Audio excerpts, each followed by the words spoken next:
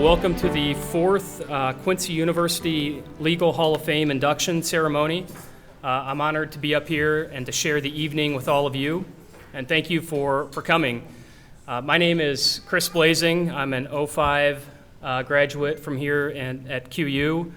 Went on to law school at Southern Illinois, Carbondale, and I'm now with the St. Louis office of the Bryan Cave Law Firm, and I am joined tonight on stage by Chuck Davis. Thank you. Look at that. We'll say that's for Chris. How about that? So I'm Chuck Davis. I'm also a QU grad from 2002, and then I went to SAU Law School, graduating in 2005. Ever since then, I've been in Springfield and working for the firm Brown, Hay & Stevens. We have offices in both Springfield and Decatur. It's great to be back on campus, especially after the last few years and having to have a lot of weird meetings and different ways of meeting. It's great to be back here. Last year, we had the privilege of inducting the third Legal Hall of Fame class, which included the Honorable Mary Jo White, the Honorable Robert Dowd, Clarice Hetzler, and the Adams County Bar Association, which is well represented in here today. The inductees that we have here today embody the best of QU's values and each have their own interesting stories and backgrounds and contributions to the legal profession. Obviously, the Adams County Bar Association also has a very long and storied history and represents our profession very well. This year's class is no less impressive. For all the inductees and many people in this room, Quincy University provided a good base, a good foundation and education to get them where they are today. QU has a strong education, internship opportunities, and opportunities for community involvement, all things that are important to being good lawyers in the future. The Quincy University pre-law program planted the seed for many of us that a legal career is possible, and that includes both Chris and me.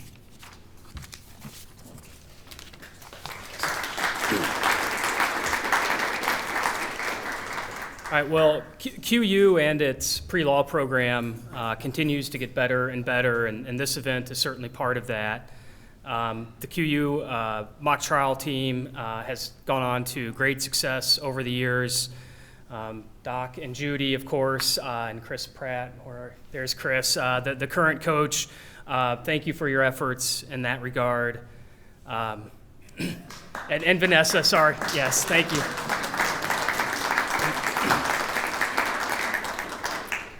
You know, the program has the benefit of being able to practice and compete in the John Pete Brown courtroom.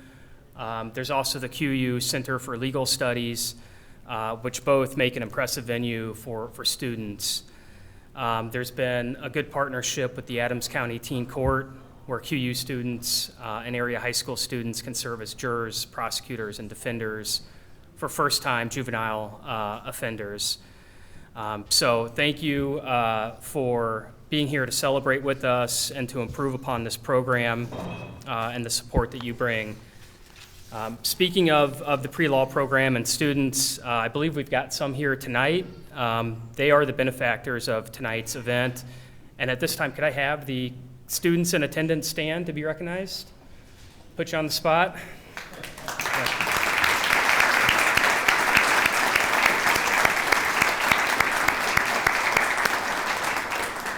Thank you for joining us. But tonight's event is going to center on the new inductees, the new Legal Hall of Fame class. And tonight we're here to honor and acknowledge the accomplishments of some very special and talented people. Tonight's class, the honorees are all QU alumni. They showcase the solid foundation that QU provides for graduates to succeed as both attorneys and in business. And they all took different paths to their success, which you'll hear about, but they all share a strong liberal arts foundation from right here at QU or Quincy College for some of the more distinguished of the group. Our first inductee was actually inducted at last year's ceremony but was unable to attend, and that's the Honorable Robert Dowd. He was Quincy College class of 73. I'm sure you're still Missouri's longest sitting judge. You're now retired, but 40-plus years on the bench from municipal or associate circuit court all the way to the appellate court. So quite the career, and he retired from the Missouri Court of Appeals in 2020. So Judge Dowd, if you'd like to come up and say a few words.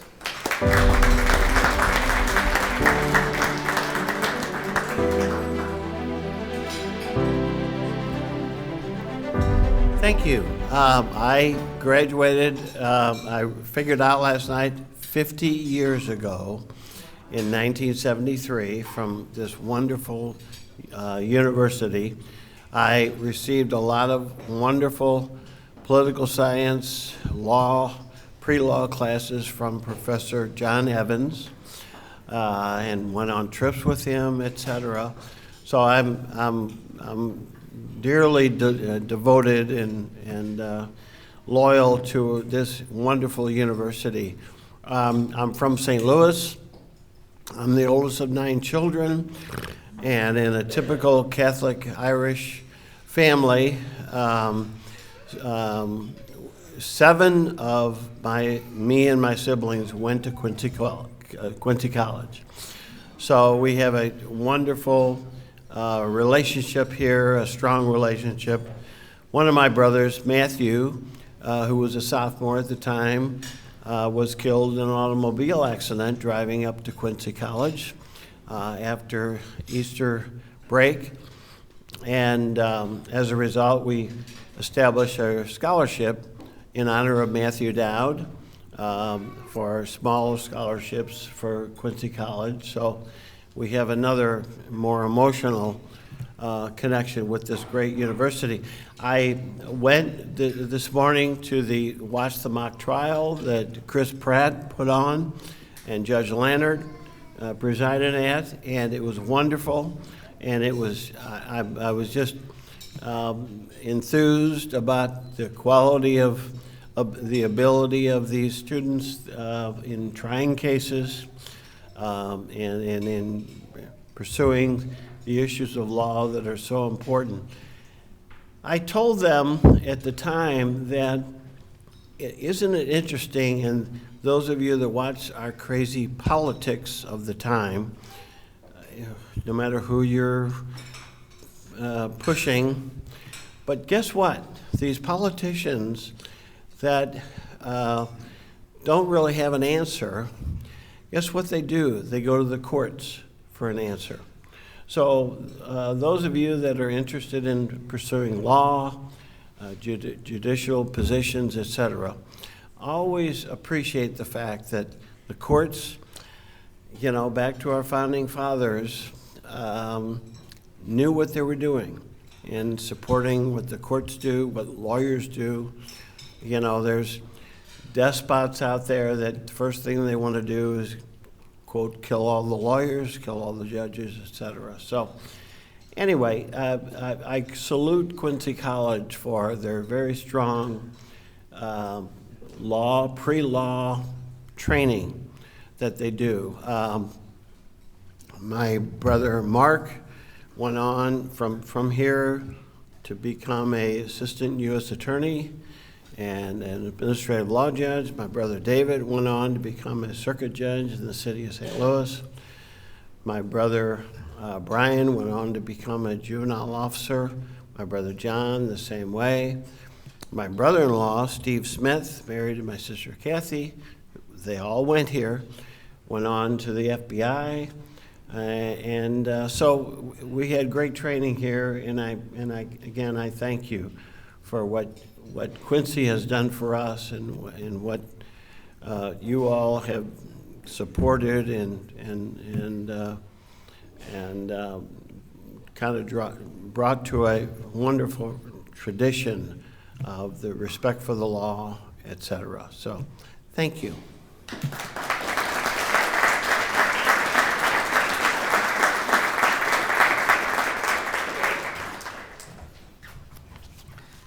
Thank you very much. For our next presentation here, I'm going to ask Hal Oakley to come up to introduce our next honoree, Mike Bickhouse. So, Hal?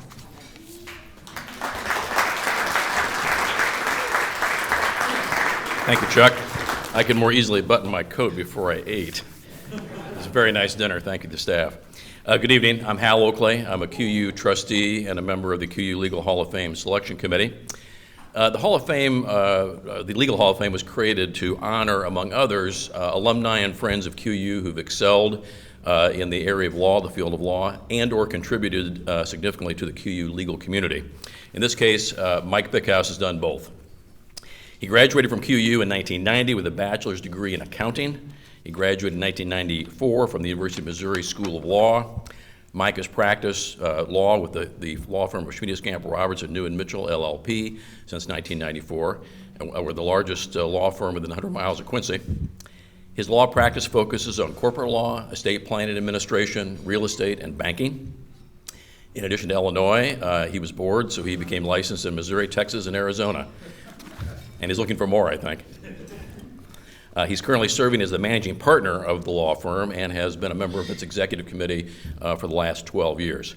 As the immediate past chair of the firm, I've worked very closely with Mike and am immensely grateful for his leadership, both of our firm, the legal community in Quincy, and the entire community of Quincy. So he's been a great member of all those teams.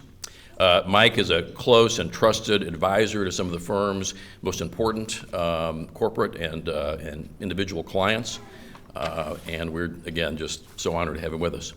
In addition to all the legal stuff, a robust legal career, Mike has also invested heavily in our community as a whole through his volunteer activities, which include, I couldn't include them all because there's so many, but his past highlights would be former president of the Good Samaritan Home Board of Directors, former advisory board member for the Foundation for the People of the Roman Catholic Diocese of Illinois, a volunteer with St. Francis Church and School.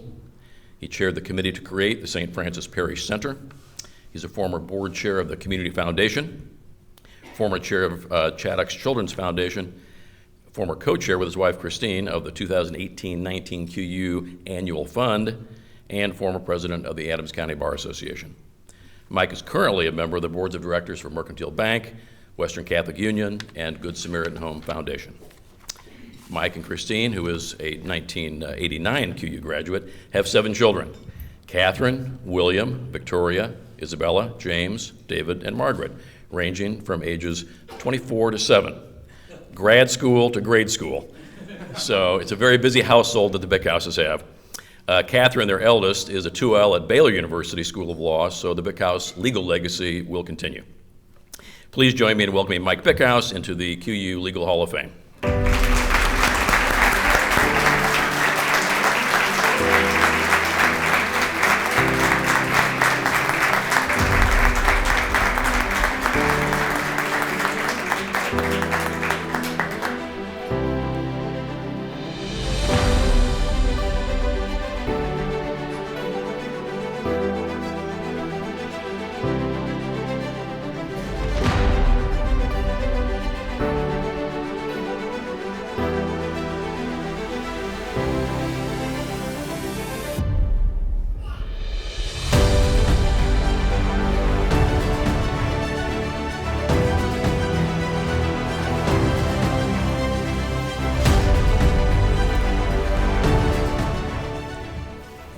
I guess Hal had a little influence on that, right? Since he was on the committee. I recuse myself. Yeah. Pax et bonum. Peace and good with all of you. This familiar Franciscan quote is one that I think is appropriate for our gathering at Quincy University this evening, as this university has been infused with the Franciscan tradition for more than 160 years. Thanks to all of you for making it out tonight. I know it's not easy. It's a sacrifice in this busy world. Your presence does not go unnoticed, and it is appreciated. First, congratulations to my co-inductees, Bill, Melissa, Mark, and Judge. I would also like to congratulate the 11 inductees in the QU Sports Hall of Fame earlier today. In particular, I want to give a shout out to the family of inductee Bob Pollahan, who happens to be a brother to my brother-in-law, Tom, also a Hall of Fame inductee. As some of you may know, they lost their younger brother, Jim, in February. So I'm sure that award means a lot to them this year, something extra special to the family. As some of you may know, Jim collapsed on the soccer field doing what he loved to do and for which he was inducted into the QU Hall of Fame. Unfortunately, I lost my father-in-law last month as well, who was also doing what he loved, farming. Now, why do I bring this up? This is supposed to be a happy occasion, not a somber one, right? I think the reason I raise it is I think they exhibit a similar trait as my fellow inductees, and they were passionate about what they did, and that is in a large part why they're receiving this award today. Interestingly, there's some unique ties to my fellow Legal Hall of Fame inductees. Bill and his brother Chuck clerked at our law firm at one time in the past. Both have become successful attorneys on their own. Melissa's brothers, Greg and Chris, were both attorneys in our firm. Again, both very successful. Now, I'm not saying they're successful because of the connection with our firm, but it is a little coincidental. Now, to be fair, Mark has never been associated with our firm, but everybody makes choices in their life, and he seems to have done pretty well on his own, right? Thanks. And before I, begin to do that, because I have a list of people to thank, I want to apologize because I know I'm going to miss someone who has affected me in my life and has helped me shape me who I am today. It's certainly not intentional, but as you have to remember, I am 55. I do have children, so my mind is not as quite as sharp as it used to be. Schmiedes Camp. The success of my fellow inductees reminds me and highlights of how grateful I am to be part of a firm like Schmiedes Camp. The firm was built and propelled forward by some very talented attorneys and lawyers, some of which died before I was even born, and some of them who are still with us today, one of which is in the audience here tonight. My partner, current QU board member and Legal Hall of Fame inductee, Del Mitchell, is in the audience this evening.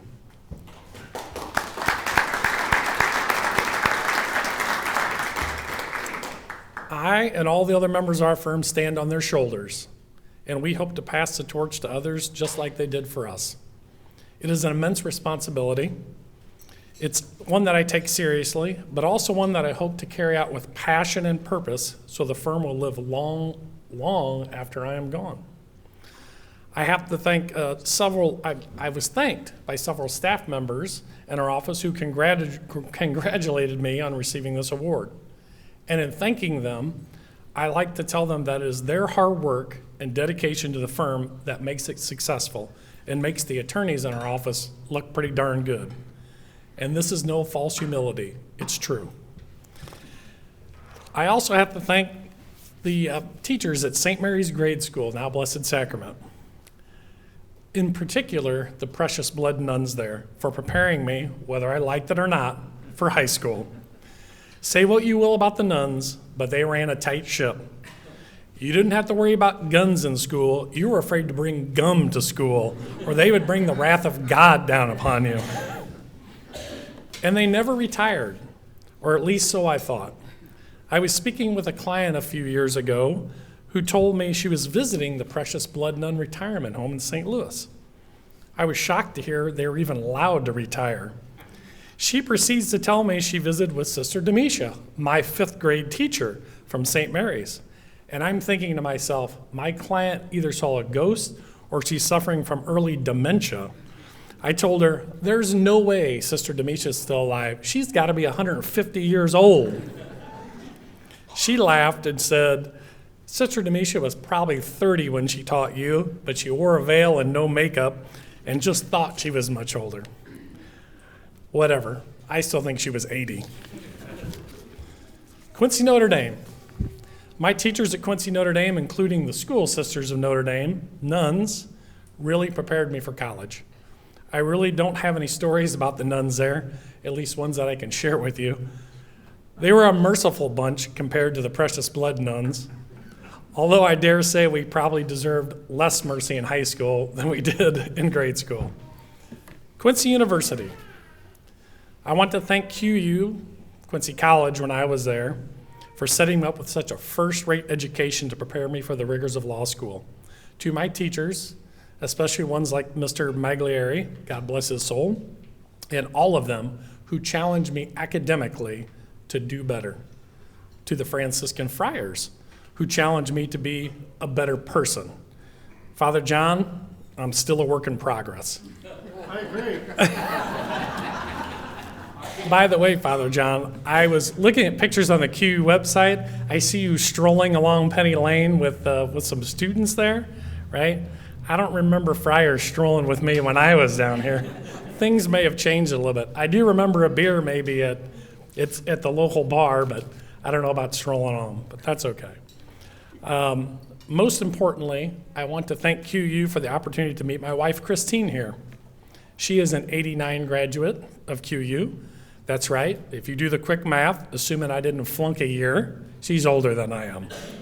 And so I'm sure glad that she agreed to go on a date with a younger guy. And we were happy to be married in the QU chapel here. And 30 years later, the chapel is still very special to us. University of Missouri, to my law professors at MU, who taught me to love and honor the theory of law, to my Schmiedes Camp mentors, partners at Schmiedes Camp, including Richard New, Dell, Bill Keller, John Robertson, et al., who taught me to love the practice of law. We attorneys love using that term, et al., because it's just a lazy way of saying it, all those other people. You know who you are. Family. My parents, my mom and dad, who instilled me not only a healthy work ethic, but a keen sense of right and wrong. And most importantly, that even when I made a mistake or just plain screwed up, that I was still loved by them and God. This award is especially meaningful to me since my father, Don Bickhouse, is a QU Sports Hall of Fame inductee. Siblings. I was the youngest of 7, so Judge, you and I have something in common. And I can attest to the saying that crap does in fact roll downhill. However, I can also attest to the fact that I had 6 older siblings who acted as my guardian angels, whether I wanted it or not, always watching over me. Oh, they could pick on me, but nobody else better. Wife and children. Well, what can I say? But thanks. Your sacrifice has not gone unnoticed. Thanks for understanding about all the hours I spent at the office solving clients' problems when I would have preferred to be spending time with you. Thanks to Christine for raising 7 beautiful children with me. It has been an honor. Asking you to marry me was the best decision I made in my life. To my 7 children, Catherine, William, Victoria, Isabella, James, David, and Margaret, you are my greatest achievement. My daughter, Catherine, could not be here tonight because, as Hal mentioned, she's in law school at Baylor University, and exams start for her on Monday. I know she would have liked to have been here, but I think she's learning a bit about what I just said about sacrifice. The number 7 is God's perfect number, they say. It reminded me of something. It had to be my dad's lucky number. He had 7 children of his own. He wore number 7 on his uniform when he played through his whole career. There was 7 in his phone number, address, social security number, military. It goes on and on. He also told me before he died that he always thought that I would have 7 kids. My dad was very competitive, so my response to him was, hey, it's not a competition. Well, I guess he was right. Is at the time he died, I had 5 kids, and we ended up at 7. So, Dad, I hope you're happy you were right one last time before you passed away. Finally, to the QU Selection Committee. Thanks to the committee for this honor. I will do my best to continue to live up to the standard that it represents. I can't promise to do it perfectly, but I will give it my best. And in the words of Vince Lombardi, I will continue to strive for perfection. See, I screwed that up. In the hope of achieving excellence. Thank you.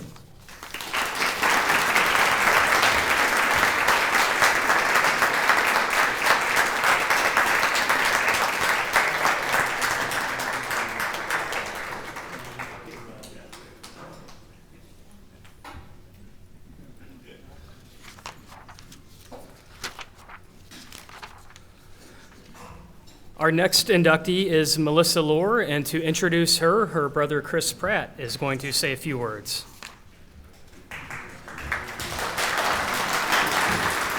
Thank you.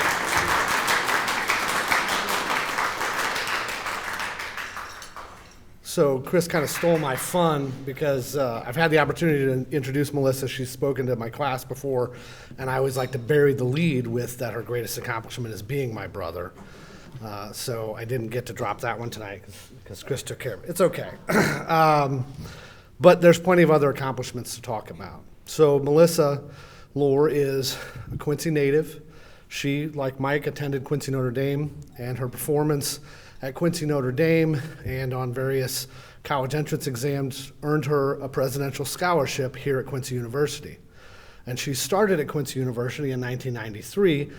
I mentioned that year because she was part of the inaugural class of the change between Quincy College and Quincy University, including that first year of Quincy University football that went undefeated. But she graduated in 1997, and then she went on to Northwestern University College of Law. To my knowledge, she was the first QU graduate to ever attend Northwestern University College of Law, prestigious law school, and I believe she is still the only Quincy University graduate to attend Northwestern University College of Law. From Northwestern, where she met her husband, John Lohr, who's here with us today, she started working in complex litigation in Chicago for Schiff Hardin. She spent several years working in complex litigation matters there. Then they relocated to Philadelphia to settle down, start their family, and she moved to Ballard Spahr, where she continued to work in litigation. From Ballard Spahr, she moved into the private sector, first with a very small company some of you may have heard of called Merck Pharmaceuticals, and she started to work in compliance.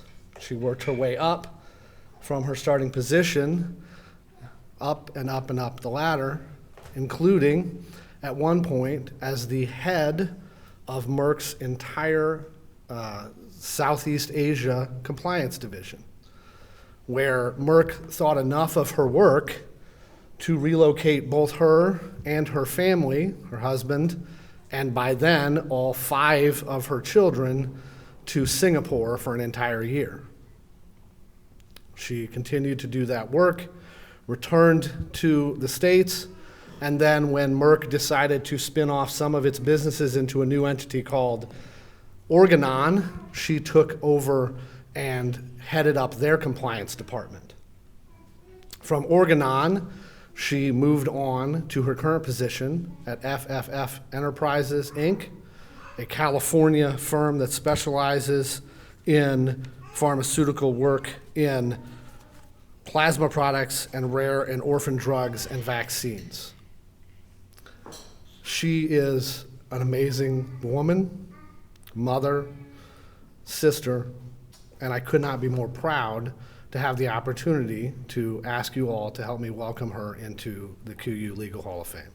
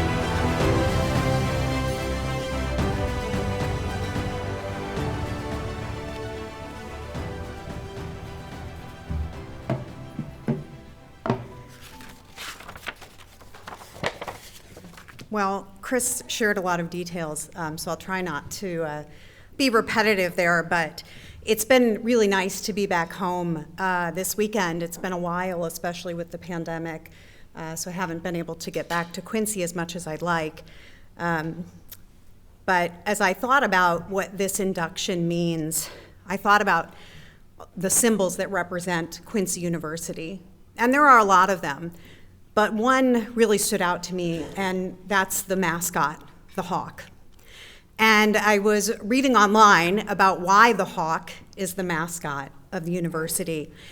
And it said there were 4 reasons. And those were that the hawk has exceptional vision, decisiveness, strength, and courage. And I really thought that those personified my career and my growth since I was here. So I want to talk about those a little bit. Vision. I've known that I wanted to be a lawyer since I was really young. I remember being at St. Peter Grade School for the 8th grade newspaper for the graduating 8th graders, and one of the questions was, what do you want to be when you grow up? And I said the first female Chief Justice of the Supreme Court. So not quite there yet, but there is still time, I think. No. So I've gone in a different direction, but clearly I had set my aspirations very high. But as I've navigated that journey, I've been presented with a lot of opportunities. And one of those first opportunities came from QU. Those of you who know me know that I'm one of 6 children, and we were not wealthy growing up. I knew I would need to figure out how to pay for college and law school. Enter QU. As Chris mentioned, they offered me a presidential scholarship, which was full tuition, room and board, for all 4 years. And it was an amazing opportunity that set me up so that I could attend the law school that I wanted to, that would lead me to the successful career that I've had. My time at QU laid the foundation for my legal career. I was fortunate enough to have great professors like Dr. Borlas, Doc Pastiglione, and Jim Palmer, who I got to see this morning at the mock trial competition. And their courses really prepared me for my legal education at Northwestern. You should feel very proud of the teaching that you do. Decisiveness. As Chris also mentioned, I was offered the opportunity to move to Singapore to be the Director of Legal and Compliance for Merck's Asia South region. And as he also mentioned, this opportunity came shortly after we had had our 5th child. So we had kids ranging in age from 1 to 10. And I think for most people, just the thought of moving halfway across the world would have been daunting. But to do so with 5 children, I think a lot of people would have said no thanks. But I didn't hesitate. Throughout this journey, I have been so fortunate to have a true partner by my side. My husband, JC, is my biggest champion. He has supported my career to the fullest, including equally sharing in the household and parenting responsibilities that come with a family of 7. And I know that I would not be where I am today if he were not my partner in all of this. All of that he did while building his own highly successful legal career. And because of that support, I'm able to be decisive about opportunities that come my way. So thank you, honey.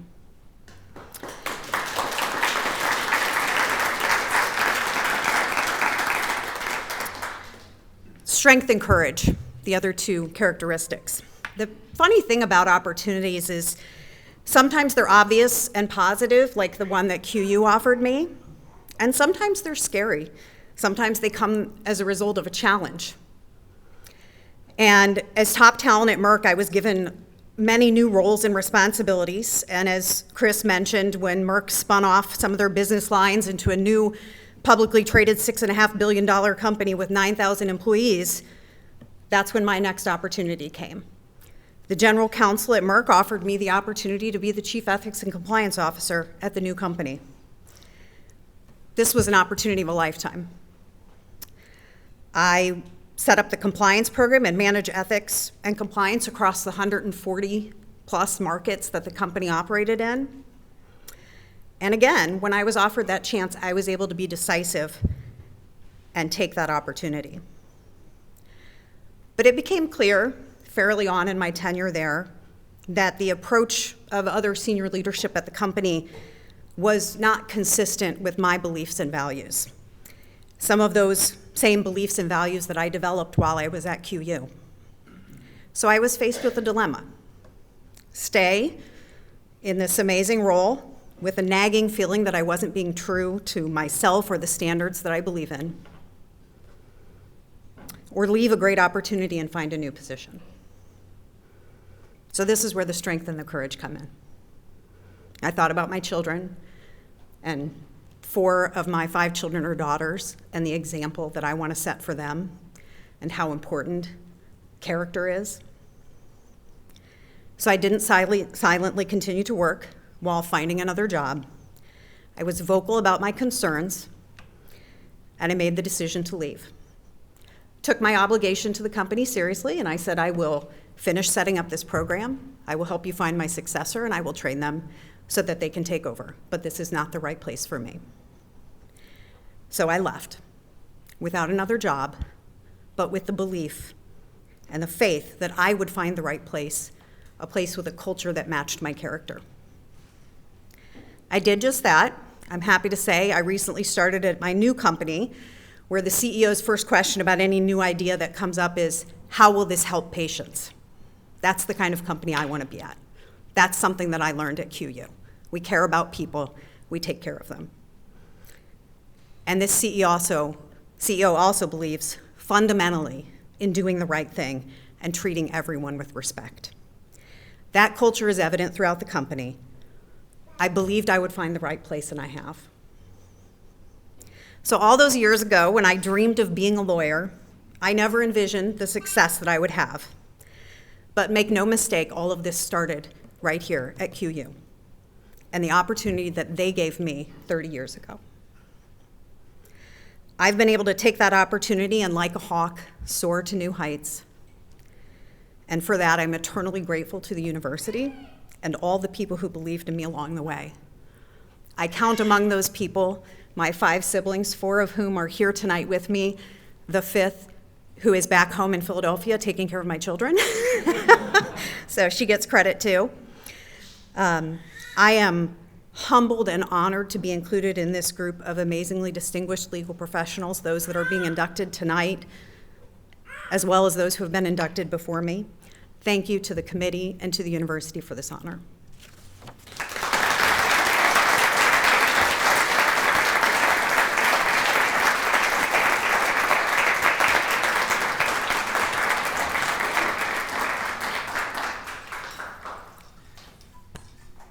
Thank you so much. I get to continue the sibling introductions here for this part of the ceremony, and I get to introduce my brother, Bill Davis. An interesting thing about the committee is, I know something that Judy was adamant about with selections for honorees is success stories from the mock trial program. So Bill fits that category. I'll walk through kind of his history since he graduated from Quincy University. But if I was a mock trial student in the room right now, looking at the table over here, I would urge you to pay close attention to what I'm going to describe about Bill. The path he's taken, the success he's found. This is exactly what Judy and Doc had envisioned their program would do. And he's a really good person to model. So Bill graduated from Quincy University here in 2004. He was a star in the mock trial program and earned best attorney at these competitions many times, as I understand. After he graduated, he went on to Southern Illinois University School of Law in Carbondale and graduated in 2007. After graduating from law school, Bill started at the state's attorney's office in Sangamon County. He started, just like many people do, in a larger state's attorney's office, started in traffic and misdemeanor, then he moved his way up to the felony division. He prosecuted cases that range from minor traffic offenses, DUIs, theft, home invasion, criminal sexual assault, and murder. During his time, he took 20 cases to jury verdict. One of Bill's last trials at the state's attorney's office was a home invasion and criminal sexual assault for which the jury found the defendant guilty, and the defendant was sentenced to 43 years in prison. He then had a short stint with the Illinois Attorney General's office. He prosecuted cases in the Sexually Violent Persons Bureau, getting, in his short time there, 2 individuals found what they call sexually violent by a jury, including one case here in Adams County where he was assigned. He then joined Brown Haynes Stevens, where I am. One would think that I was the one pressing to recruit Bill to the firm, and I wasn't. It was the other partners in the firm that recognized his abilities and, frankly, without my knowledge, recruited him to come to the firm. That, I think, speaks very highly of the reputation that he earned for himself in Sangamon County. When he came to our office, he worked with a criminal defense lawyer that we have at our firm, and worked with him for quite some time with jury trials and larger cases that he had, but then was able to shift his practice to medical malpractice. It's a very busy area of practice. It's very difficult to find young people with jury trial experience, and we were lucky to have Bill right in our office to step right in. So some recent examples. The fall of 2020, that's Bill's daughter Molly. She's very excited about this. In the fall of 2021 is a good example of a year for Bill. He was very busy that year. Remember, 2021 was right after the pandemic, or in the middle of the pandemic, and as we all know in this room, the courts were still a very complicated place to be. Depositions were complicated to do. It's just the job was much harder for a litigator during this time. And for one of our clients, he had a nationally recognized case getting a temporary injunction overturned and a permanent injunction denied in a case where a patient tried to force the hospital system to administer a drug not approved or tested for a particular purpose.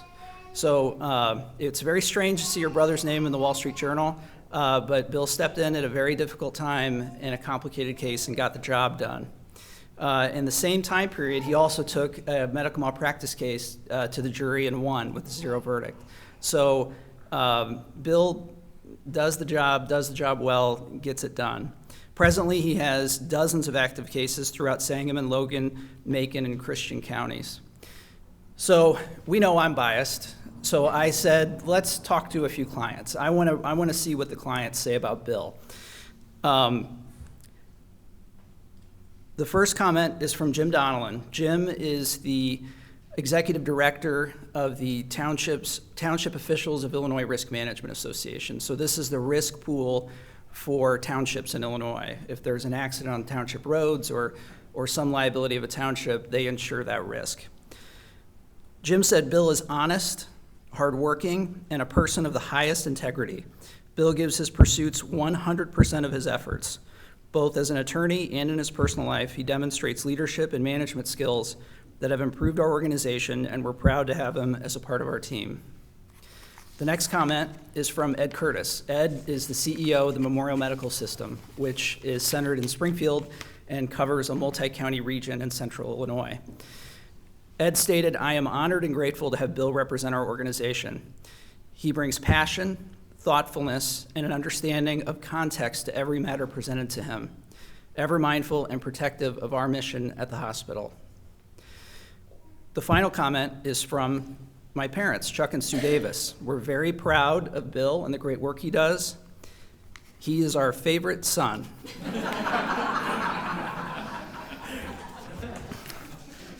So Bill, on a more important note, in 2016 married his wife Ashley, and they have a daughter, Molly, who is 13 months old here today.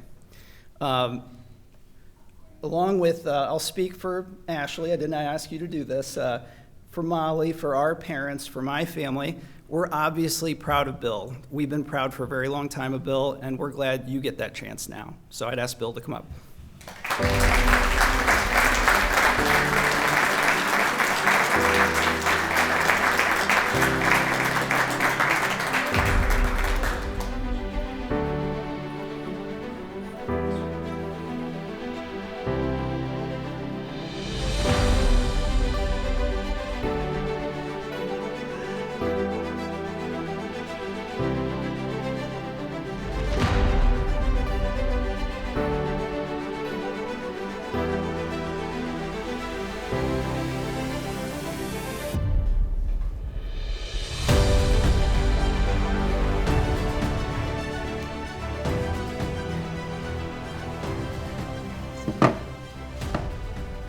Well, I promise to be as I am naturally short. A little bit more. I would first like to congratulate my fellow inductees this evening, in whose company I can only be found wanting. Not just because of their resumes, their extensive histories, but also because, like them, I went to Catholic grade school, high school, and college, and I have a lot of Catholic guilt. So I would next like to thank our MCs this evening. First, Chris Blazing, who was my mock trial partner here at QU. And funny story, Chris has been a year behind me in school since from St. Peter's to Quincy Notre Dame to here at QU and even to SIU down in Carbondale. So 2024 Hall of Fame class? No. With Chris, an attorney who has risen to the top of the profession and has the respect of attorneys, every attorney he works with. If only the committee could have found that attorney to speak tonight, we probably would have been a little bit better. All joking aside, thank you, Chuck. And I would note, as I looked at the plaque for the original, the first one of these events, the very bottom is the inaugural mock trial team for which Chuck was a member, and his name is in much smaller print. So I assume I'm going to get larger print. Can I get an agreement? Okay, Judy says yes, so that's good. Mine has a little bit bigger print. And of course, I would be remiss if I didn't thank Doc and Judy.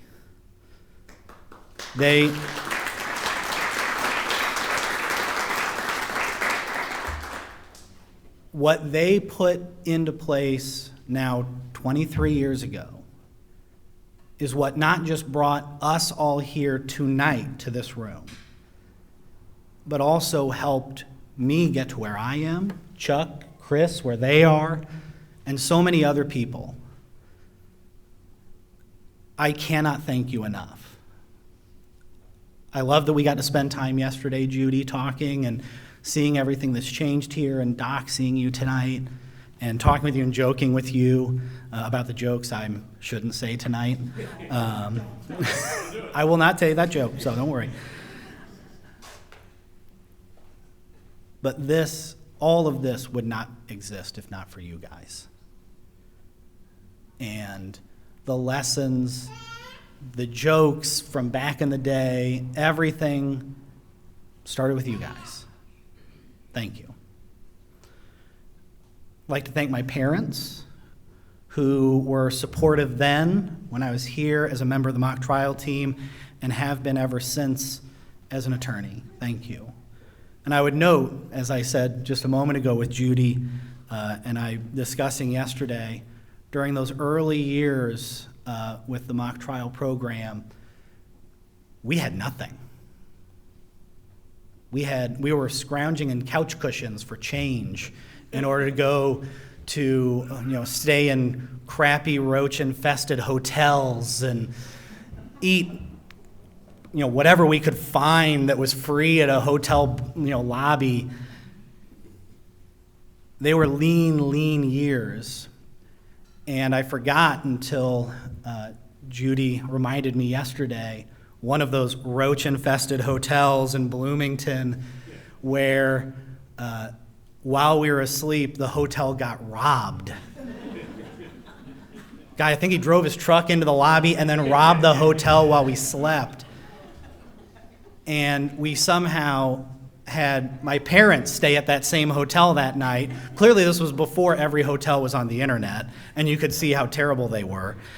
But my dad, who at the time was the vice president of business and finance here at the university, suddenly, soon after that, we had a much bigger budget. Somehow that occurred. I don't know. Thank you. Yeah.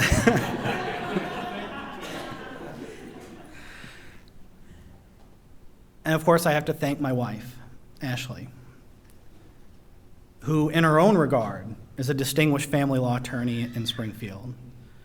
In our almost 10 years together, she has been a true partner in life and in the law. As a lawyer herself, we exchange questions and ideas about cases using that marital privilege that we have. And I thought the happiness in my life was complete with just my wife. But then last year she gave me my daughter. And I thank her. Yeah. Well-timed, yeah, daughter. While at QU now almost 20 years ago, I had two great extracurricular activities: the trial team here and theater, performing down in McHugh Theater.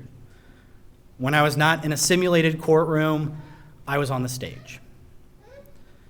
And in doing both of those, I learned invaluable lesson that I will say to these tables back here, to the mock trial kids. I can call you kids, I'm like 40. And that is the interrelationship of preparation and improvisation that can bring out your creativity. Use that in both theater and trial. You read the same thing over and over and over and over again. You memorize it. But you know that in the heart of it, when you're actually on stage or in a courtroom in front of a jury, stuff happens. Stupid stuff, good stuff, bad stuff, and everything in between. And the improvisation to roll with those punches can bring out that creativity and bring out gold. Use that. Prepare, over-prepare, but be loose. Be ready to, when somebody does something you do not expect, just play. Because ultimately, that is the fun. With due respect to my fellow inductees who do transactional law and corporate law, litigation's where it's at. Litigation is the fun. And to go back to it, that's a lesson I learned from Doc and Judy. And even though he's not here, Judge Shearing, who also was very integral back in those early days. It's a lesson I learned from my wife, who's in court every day of family law. In conclusion, I would like to thank the committee for this honor, to QU for all of the opportunities that it has provided me, and for the fruits of those opportunities, both professionally and personally, and for all of you for being here tonight. Thank you.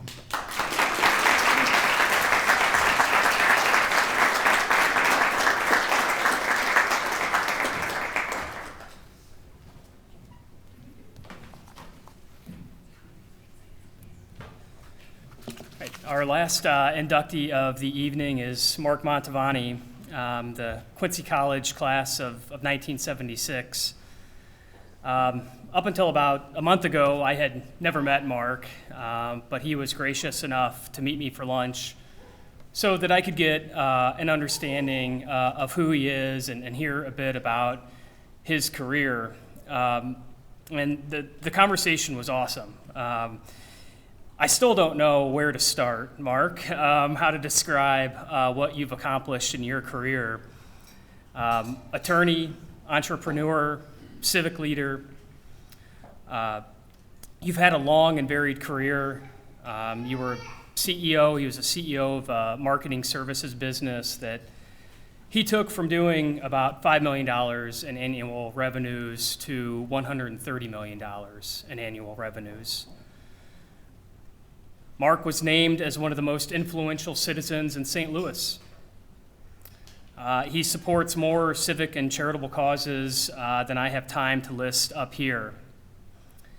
When he returned to St. Louis after graduating, he started a law firm with some partners and handled everything from adoptions to mergers and acquisition work. He's been a senior fellow at Harvard. He served on the board of trustees here at QU. And to top it all off, after his long career, Mark entered politics And while the races didn't end as hoped, he ran for all of the right reasons. When he could have been, in the words of the St. Louis Post-Dispatch, playing golf and enjoying the fruits of his long labors, Mark threw himself into politics to make St. Louis a better place, a truly selfless effort. And during all of that, he has been married to his wife, Patty. They have 3 kids, all of whom he's managed to keep in St. Louis, which is impressive, and lots of grandkids. And I also understand you coached a number of sports teams, coached hundreds, if not thousands of kids during your time. You know, there's a saying that a jack of all trades is a master of none, but not so for Mark. He's mastered any path that he's taken, and he's taken many in his career.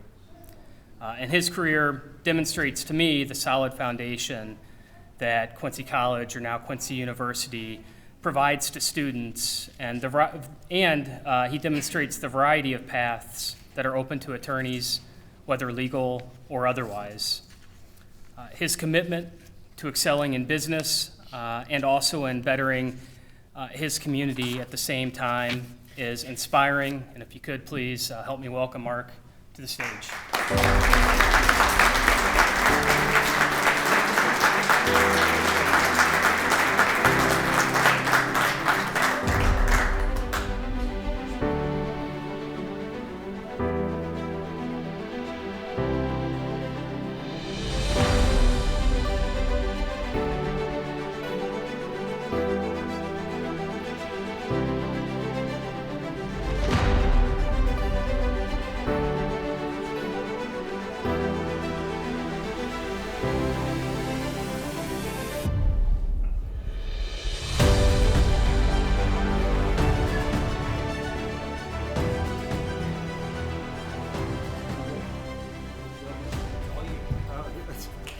Oh, that's a scary thought.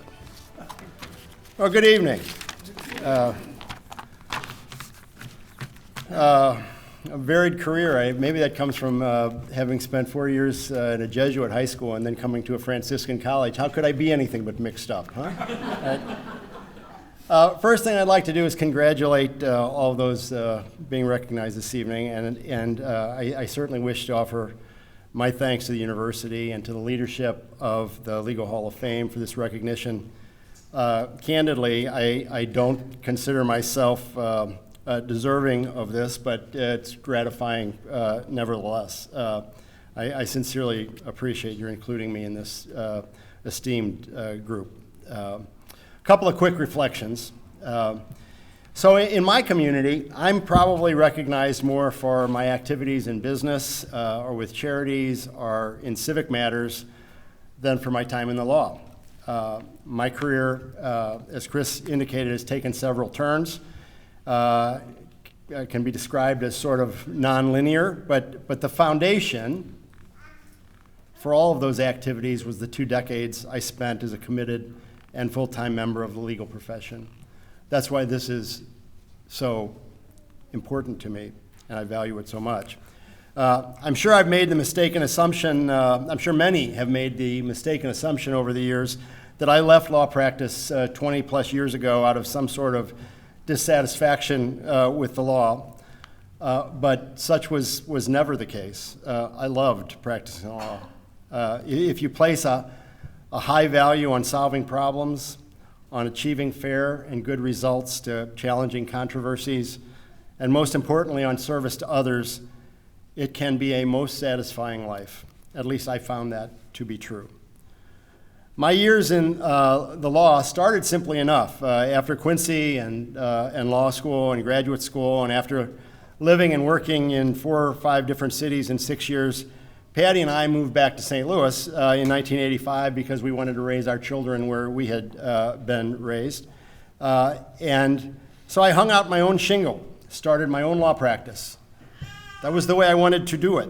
I spent a handful of years as a sole and general practitioner because as a young lawyer, I wanted to know how to do as many of the things that lawyers do as I could possibly learn how to do. As Chris mentioned, I wanted to help regular folks start businesses and help them plan their estates. I wanted I wanted to know how to end a failed marriage. I wanted to know how to help parents adopt kids. I wanted to know all of those things that I thought were special about being a lawyer. Certainly, this is contrary to the way most young lawyers begin today. But that was my preference in those halcyon days. The lawyers that I admired, who sort of followed the Atticus Finch model, they knew how to do all of those things. And they were 100% committed all the time to serving others and delivering wise and fair and kind and conscientious effort on behalf of their clients and serving as a counselor, a representative, and an advocate. Over time, however, I came to co-found a law firm, and with the passage of years, my legal activities there became less diverse, more specialized, evolving in the direction of handling corporate matters, frequently advising families who had small to mid-sized businesses. By the late 1990s, I was spending most of my time handling mergers and acquisitions for those family businesses, helping them sell their businesses, and how I loved that work. I loved watching my clients derive these benefits from generations, decades of work. It was some of the most fulfilling years of my professional life. But I came to a recurring realization, that having sold their business, my clients were typically walking away from those closings with millions of dollars, while I was leaving the closing with a feeling of great satisfaction, but with one less client. Somehow, it occurred to me, that this was suboptimal. I kept selling my clients, and they were off to the islands, and so consequently, when a client subsequently asked me to take the CEO role of his family's business, to grow it, and to prepare it for sale, and when the family provided the right kind of incentive, I agreed to take a 3 to 5 year sabbatical from my law practice to do just that. Well, as things developed, that family sold their business and exited their business 5 years later. But lo and behold, I continued on with the business for another dozen years through a set of 3 private equity partners, having been lucky enough to sell the growing business 3 more times. And I never got back to the law practice after my 3-year sabbatical. But through it all, I always considered myself a lawyer first. And it is this institution, it is Quincy University, more than any other place, more than even Mizzou Law School, which I credit for making that happen. In a time when admission to law school was competitive, I came to this place, to this campus, with a dream of going to law school. And it was Quincy College and the people here that helped make that dream come true. When I was dropped off at Padua Hall in August of 1972, as the son of parents who had never gone to college, and as the grandson of an Italian immigrant who worked in a gas station on one side, and the grandson of a streetcar driver on the other side, it's safe to say that my aspiration of going to law school was no sure bet. I had only met one lawyer in my life. Foolishly, we didn't live next to the Dowds because I could have met a million of them, right? I had met only one lawyer in my life when I came here saying that I wanted to go to law school. I had no lawyer role models in my life, none in the real world, only in literature or movies or whatnot. And I had little idea what attending law school was all about, but it was my goal. That probably had more to do with my older brother than it did with me. My older brother, who had announced his dream of attending medical school, and being the 2 males in an old school Italian family, and as he had already played the medical school card, there seemed to be only 2 cards left for me to play. There was the lawyer card and there was the priest card. And while my self-image may have been flawed, and while law school admission seemed like a challenging objective, I think I certainly took the easier path. Still, by the time I left here, my dream had come true. And again, it's this institution that I credit with helping me achieve that dream. There are so many people to whom I'm grateful. Look, I'm the luckiest guy in the room. There is no doubt. I'm the luckiest guy in the room. There are so many people for me to thank, but one of them that I always take the opportunity to remember was my history professor here at Quincy and my confidant, Father Aaron Pembleton, who, during the period I was on campus, was sort of an un-monk-like Franciscan. He dressed more like Johnny Carson than he did a monk. He smoked cigarettes more than John Wayne, right? But Father Aaron saw more in me as an 18-year-old than I saw in myself.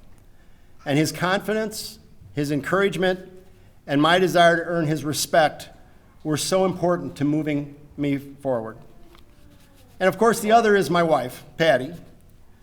Patty and I had started dating in our senior years in high school in St. Louis 51 years ago. And though we attended different colleges, we maintained our relationship for those 4 years. She spent a lot of weekends here, and I spent quite a few in Columbia, Missouri. She'll, of course, deny it, but it's irrefutable that whatever successes I had here and whatever success I've had in life since is more a product of her love and commitment over the 5 decades that she's been a constant in my life than it is attributable to anything that I might have done. Thank you. I love you.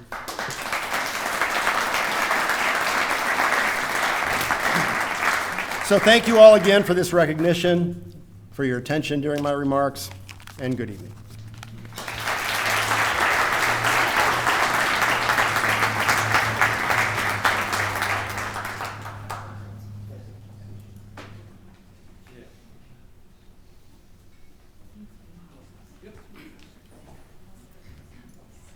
Before we conclude tonight's program, I'd like to introduce Dr. Brian Borlas, who will present the 2023 Dr. John Evans Award.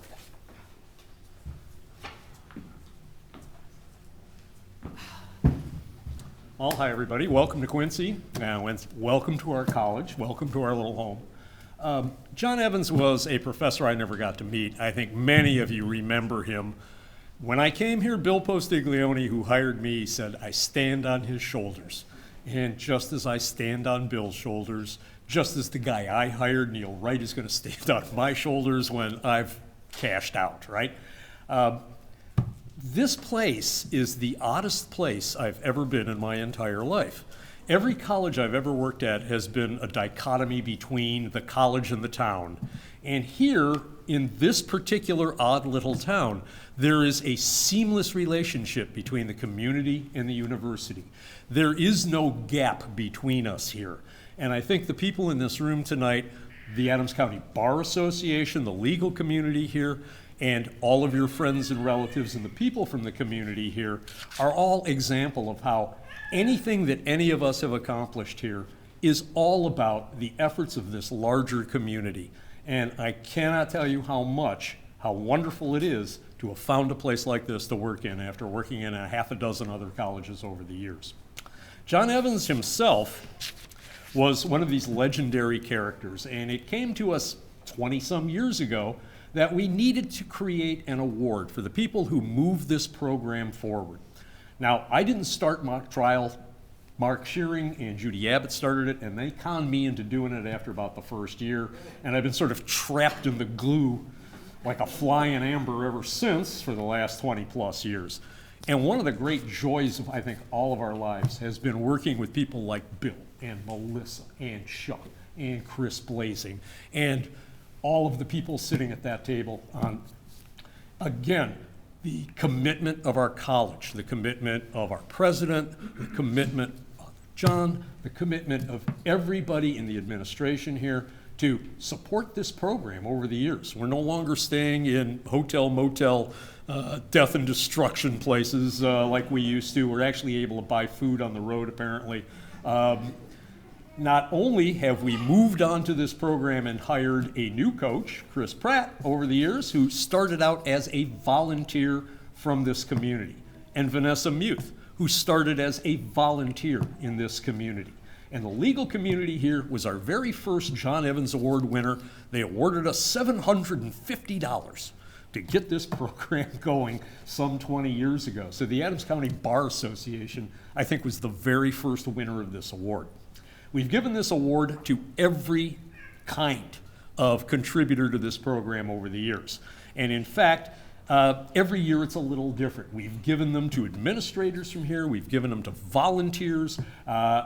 This year's award is a little different, and I can see people are starting to edge toward the door, and I'm a college professor, so this may take an hour or two, you know. So, you know, bet you wish you got coffee now, huh? But this year is a different award altogether, and we're giving an award this year to someone who has kept this program going through COVID, who has expanded this program, who has demonstrated that she is capable of not only great things here, but great things in the future. And in fact, for the very first time, we're giving this award to a student who hasn't graduated yet. And so this year's award goes to the person who created the new mock trial office, who has expanded the footprint of the Legal Studies Center, who's arguably off to Drake to be a litigator.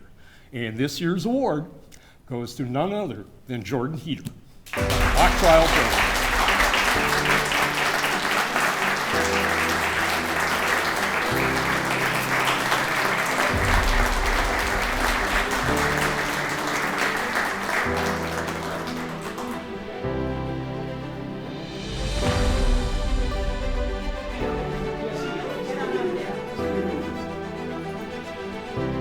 Very clearly, I was not told about this before I came to this dinner.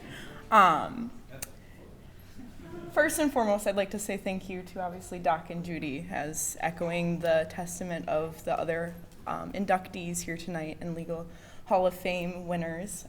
I cannot be more honored to be up here, and it's a little strange to be up here as still someone who has a couple more weeks left. They are right, I am headed to Drake in the fall, and I cannot say enough about the education I received over the last 4 years. And I will say, from standing up here and going to law school, this is not where I plan to be. I did not plan to do actually anything that I came here and have accomplished in 4 years. So I will say that QU is something that is continuing the legacy that everyone else echoed before me. It is something that I came here expecting to go and get my doctorate in psychology, and instead I'm getting my JD and being a litigator. I'm interested to see where I'll land. I have no idea where that will be, but I am excited to see what is ahead of me by the examples that have come before me, and as well as what I am going to do in law school. So thank you, and thank you to everyone who put my name in this and gave me this award. I am very surprised, but very thankful. So thank you.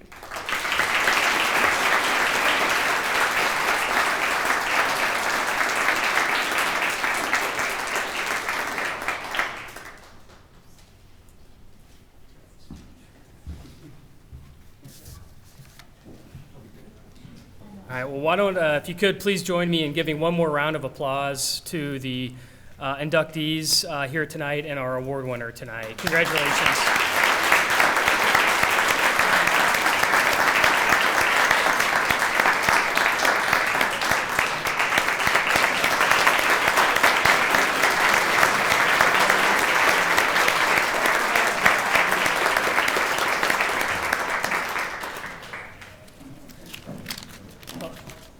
As evidenced by this year's inductees, Quincy University has been preparing students to excel in the legal profession for decades, and the pre-law program here only continues to get stronger.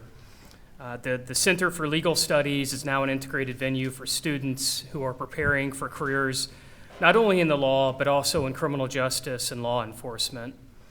With over 100 students, this is one of the largest academic programs of this kind of any regional university. QU, as evidenced by the most recent award winner, continues to send numerous graduates on to law school, where due to the pre-law program here, they have a leg up to excel and succeed.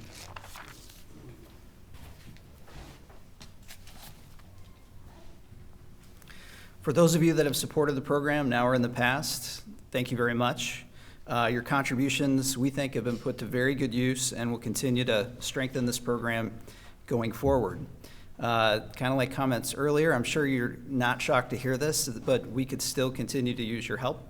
Contributions are encouraged. That is something that the university is very good at right now. You made the comment earlier that you can hide, but we'll find you. That is funny because I had an email. I've never received an email from Ralph Oakley, but I got one a couple weeks ago, and he showed up and took me to lunch. So this is something that's very needed here at the university and in this program. So we hope you'll consider a donation. We're glad you could join us for this event tonight. We hope you'll consider joining us again next year. I'd like to thank Chris for co-hosting with me tonight, and thank our families for coordinating our outfits. Somehow that happened too, but appreciate you coming, and drive home safe. Thank you.